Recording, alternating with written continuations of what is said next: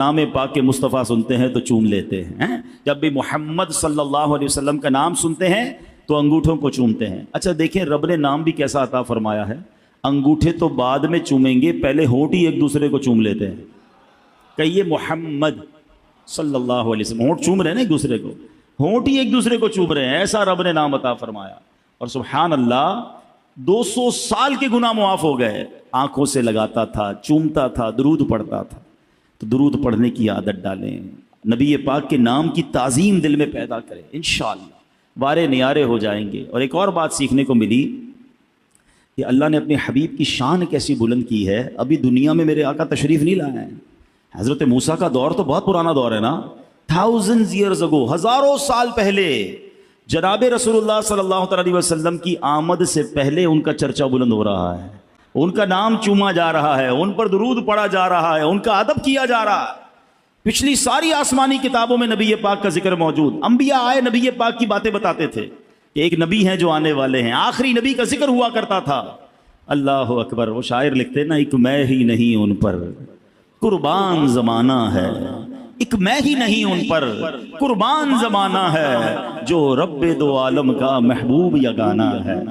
آقا کا چرچا سبحان اللہ جب سے کائنات بنی ہے، جب سے، بلکہ رب عز و جل نے اس سے پہلے ہی نبی پاک علیہ الصلوۃ والسلام کے نور کو اپنے نور سے جب تخلیق کیا، سبحان اللہ کیا شان ہے میرے آقا علیہ الصلوۃ والسلام کی، تو پھر کیوں نہ ان سے محبت کی جائے، کیوں نہ ان پر درود پاک پڑھتے رہے۔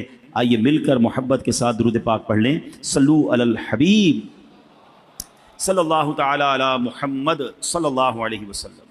یہ انگوٹھے چومنے میں بھی کچھ لوگ کنفیوز ہوتے ہیں، یا تو کنفیوز ہوتے ہیں یا کنفیوز کیے جاتے ہیں، ان چیزوں میں کنفیوز نہ ہوا کرو۔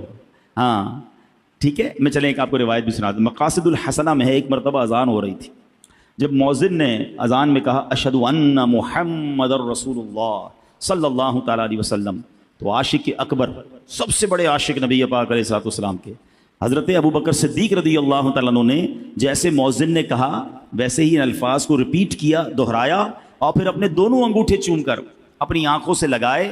اب نبی پاک علیہ الصلوۃ والسلام کی ملاحظہ فرما رہے تھے، پیارے آقا دیکھ رہے تھے صدیق اکبر نے ایسا کیا ہے، نبی پاک نے منع نہیں کیا، روکا نہیں کہ اے ابو بکر یہ کیا کر رہے ہو، بلکہ سنو کیا فرمایا، فرماتے من فعل مثل ما فعل خلیلی فقد حلت علیہ شفاعتی، یعنی میرے پیارے دوست نے ابھی جیسے کیا ہے ایسے اگر کوئی بندہ کرے گا تو میری شفاعت اس کے لیے حلال ہو گئی۔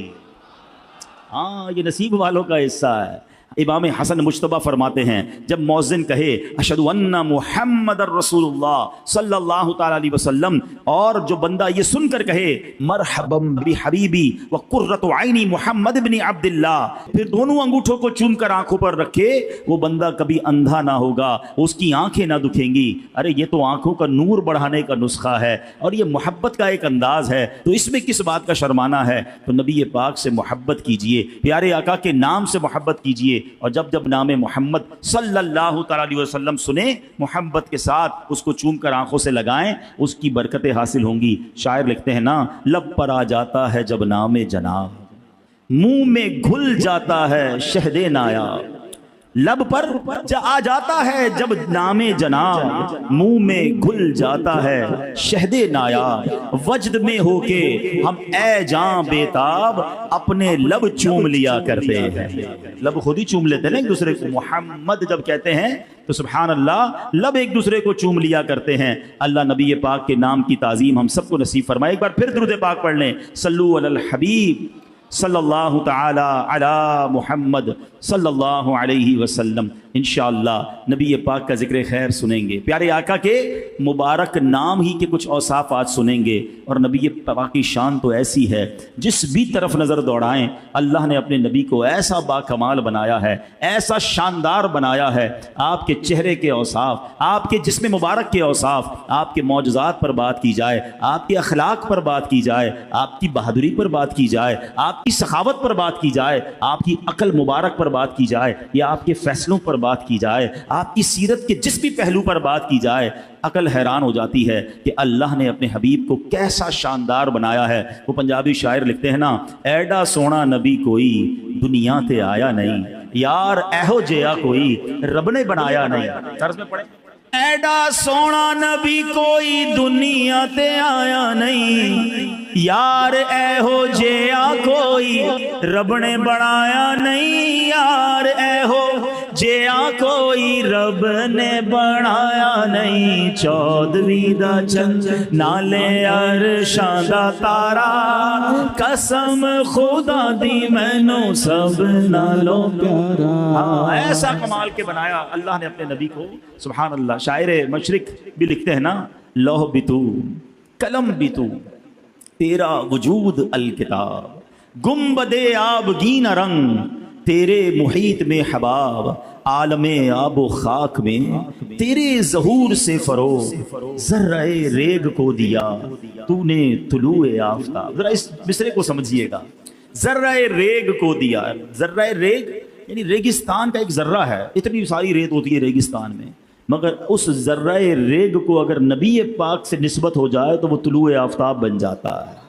اچھا اس کی مثالیں میں آپ کو دیتا ہوں، ذرا مثالیں سمجھیے گا، پھر یہ شعر اور زبردست طریقے سے سمجھ آئے گا۔ پہلے یہ فنومینا، یہ فارمولا، یہ بات سمجھ لیجئے کہ جس چیز کو نبی پاک سے نسبت ملتی گئی نا اس کو عروج ملتا گیا۔ ذرہ ریگ کو دیا تو نے طلوع آفتاب۔ میرے آقا جب مدینے نہیں گئے تھے، تشریف نہیں لے گئے تھے، مدینے کو لوگ کیا کہتے تھے؟ یثرب کہتے تھے۔ یثرب کے معنی آفتوں اور بلاؤں والی زمین، اور نبی پاک کے قدم لگے ہیں تو کیا ہو گیا؟ وہ مدینہ منورہ بن گیا۔